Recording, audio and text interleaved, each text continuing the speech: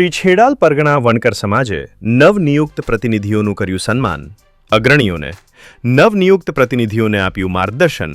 શ્રી છેડાલ પરગણા વણકર સમાજ આયોજિત ચૂંટાયેલા જનપ્રતિનિધિઓનો સન્માન સમારોહ.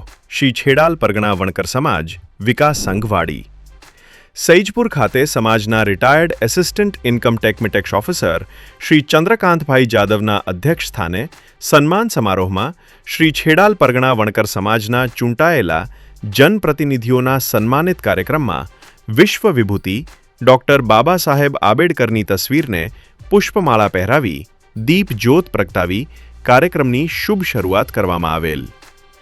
આ સન્માનિત કાર્યક્રમમાં સમાજના મહાનુભાવો મહિલાઓને ખુશી વ્યક્ત કરી સામાજિક ક્ષેત્રે અને ઇન્કમ ટેક્સ ફરજ કાર્યમાં નામ રોશન કરનાર retired assistant commissioner Shriman Chandrakantbhai Jadav, Shrimati Manishaben Bharatbhai Tirthraj, councillor Ahmedabad, Shrimati Hemlataben Manishbhai Shah, councillor Dehgam, Shrimati Rinkuben Jigarbhai Rathod, councillor Dehgam, Shri Pinakinbhai Natwarbhai Rathod, Dehgam councillor, Shrimati Mittalben Rajendrabhai Rathod, Jalundra મોટા.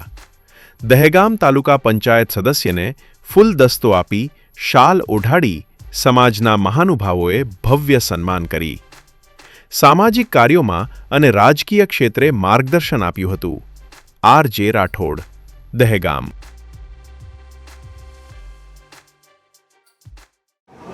જામનગરના ધારાસભ્ય હાલ મિનિસ્ટર પણ છે અને ક્રિકેટર રવિન્દ્ર જાડેજાના વાઇફ.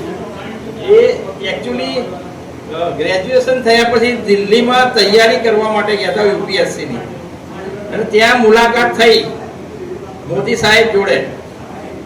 અને મોદી સાહેબે એમ કહ્યું કે તમે શું કરો છો? કે યુપીએસસીની તૈયારી. કે શું થયું? કે હું આઈએસ થવું છે મારે.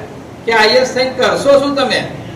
એટલે કે મારે સમાજની સેવા કરવી છે, તો હું સત્તા ઉપર રહું તો કંઈક કરી શકું. મોદી સાહેબ કહે તમારે સમાજ સેવા જ કરવી છે ને તો રાજકારણમાં આવી જાઓ. અને એમના મગજમાં વાત ઉતરી અને એ રાજકારણમાં આવી ગયા. અત્યારે જોરદાર સમાજ સેવા કરે છે. એટલે તમને પણ આ એક સમાજ સેવા કરવાનો બહુ મોટો મોકો મળ્યો છે. એટલે એ હાથ આપ ઝડપી લેજો.